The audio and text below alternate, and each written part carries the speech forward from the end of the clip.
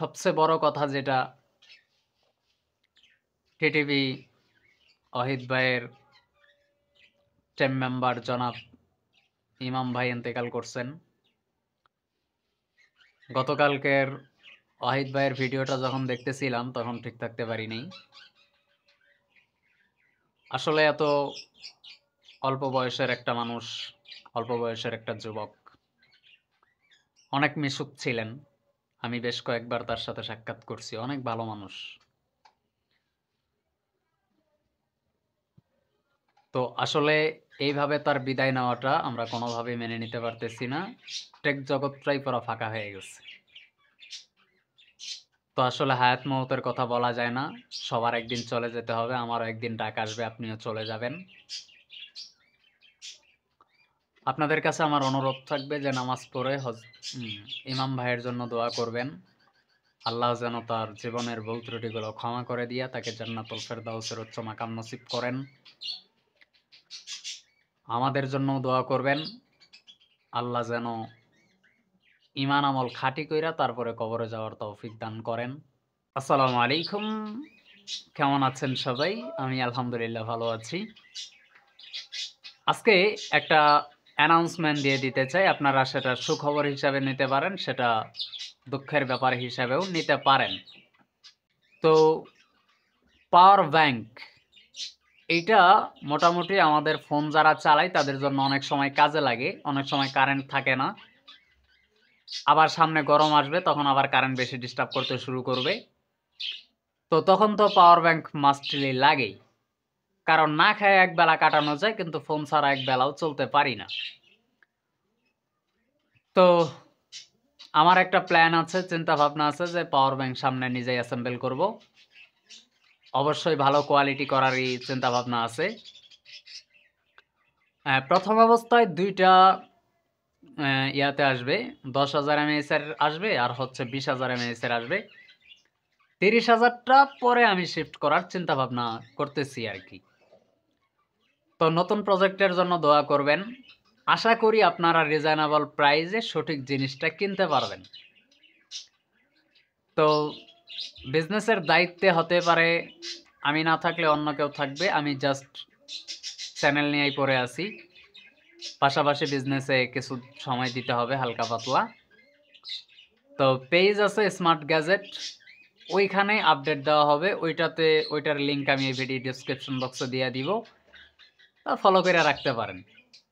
এক সময় কিন্তু আমি চায়না থেকে ফোনগুলা ইম্পোর্ট কইরা তারপরে বিক্রি করতাম, কিন্তু বর্তমান শিপমেন্ট অনেক ঝামেলা, অনেক কস্টিং বেড়ে গেছে, যে কারণে আমি আমার মতো ছোটখাটো পুঁটি মাছের মতো ব্যবসায়ী টিকে উঠতে পারেনি।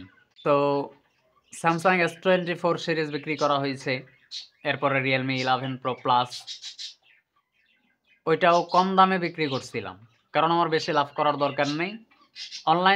অনলাইন থেকে বিক্রি হইতো। তা আমি কাস্টমারকে যে কথাটা বলছিলাম যে না ভাই, কুরিয়ার সার্ভিসে ডেলিভারি দেওয়া সম্ভব না। তো কারণ হচ্ছে কুরিয়ার সার্ভিস ডেলিভারি দিতে গেলে আপনার ক্যাশ অন ডেলিভারি নেন, সমস্যা নেই, কিন্তু পরে রিসিভ করবেন না, পরে প্রোডাক্টটা ঘুরে আসবে, আমার 100 টাকা লস হবে। এটা স্বাভাবিক, এটা হতে পারে, এটা ব্যাপার না, মাইনা নেওয়ার মতো। কিন্তু ব্যাপারটা হচ্ছে আপনি নিজে ফোনটা দেখতে পারবেন না, আমাকেও চিনলেন না, আমাকেও দেখলেন না। তো মেমোতে লেখা দিলাম যে 1 বছরের অফিসিয়াল ওয়ারেন্টি আছে, আনঅফিসিয়াল। কিন্তু আমাকেই যদি না চেনেন, আপনি অফিসিয়াল আনঅফিসিয়াল হোক, ওয়ারেন্টিটা নেবেন কোথা থেকে? ইলেকট্রনিক ডিভাইস নষ্ট তো হতেই পারে, যে কোনো একটা প্রবলেম হয়ে যেতে পারে।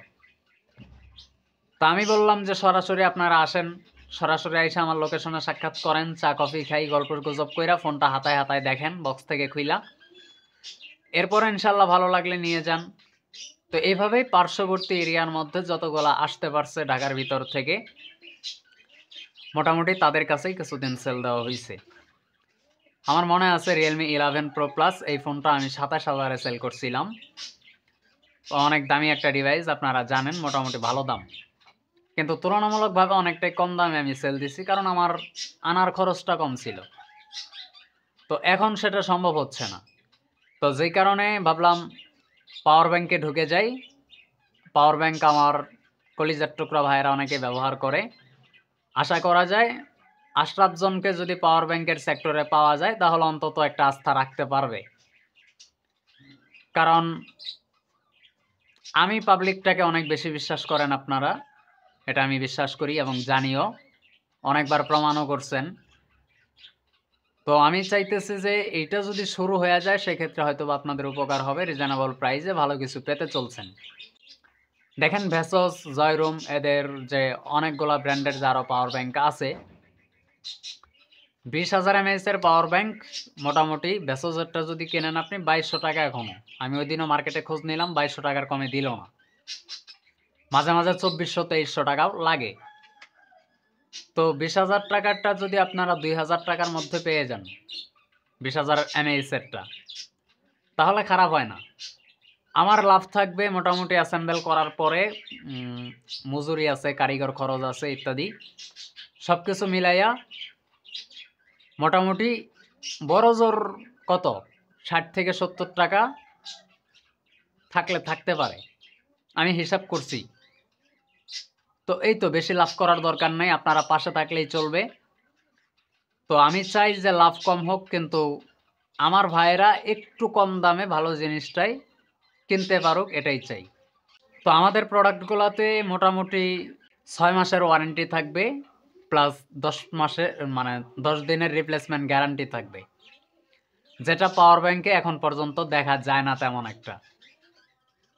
তো ভেসসের একটা পাওয়ার ব্যাংক যখন আমি 2500 টাকা দিয়ে ওই সময় কিনছিলাম 2300 টাকা দিয়া, তখন ভাইকে বললাম, ভাই এত দামি একটা পাওয়ার ব্যাংক ওয়ারেন্টি আছে? বলে এগুলো শাটার গ্যারান্টি, শাটার থেকে বের করবেন আর কোনো গ্যারান্টি নেই। তো এই জিনিসটাই হতাশজনক। একটা ইলেকট্রনিক ডিভাইস আমি 2200 টাকা দিয়ে কিনলাম, অথচ যদি ওয়ারেন্টি না পাই, এটা খুবই দুঃখজনক, এটা দেওয়া উচিত। তো আমি স্পেশাল কিছু করারই ট্রাই করতেছি, যে পাওয়ার ব্যাংকগুলোতেও মোটামুটি ওয়ারেন্টি থাকবে 6 মাসের, 10 দিনের রিপ্লেসমেন্ট গ্যারান্টি থাকবে। এর মধ্যে 10 দিনের মধ্যে ধরেন প্রোডাক্টটা চালায় পছন্দ হইল না, আপনি সরাসরি রিটার্ন করে দিতে পারবেন, কোনো সমস্যা নেই। 6 মাসের মধ্যে কোনো ধরনের সমস্যা হইলে আমাদের ফ্যাক্টরি থেকে, আমাদের কারখানা থেকে সম্পূর্ণ আবারও আপনাকে ওয়ারেন্টি সারভাইভ করা হবে, সম্পূর্ণ রিপ্লেস করে দেওয়া হবে। এরকম চিন্তাভাবনা আছে। তো দোয়া করবেন সকলেই আমার বিজনেসের জন্য। আর সামনে TWS এ শিফট করার চিন্তাভাবনা আছে, সামনে TWS হয়তো অ্যাসেম্বল হবে। এরপরের যে প্রজেক্টটা সেটা হচ্ছে, মানে পাওয়ার ব্যাংকের পরের প্রজেক্ট হচ্ছে ব্লুটুথ স্পিকার। এটা অনেকেই ব্যবহার করে, তো এটাও কম দামেই আসবে। আশরাফজন মানেই স্মার্ট গ্যাজেট, মানে আমার পেজের নাম। তো রিজনেবল প্রাইসেই আসবে সবকিছু, কোনো সমস্যা নেই, আপনাদের সাধ্যের মধ্যেই থাকবে আশা করা যায়। তো দোয়া করবেন, এটাই কথা ছিল। তো সকলেই ভালো থাকবেন, সুস্থ থাকবেন। ধন্যবাদ সবাইকে। আল্লাহ হাফেজ।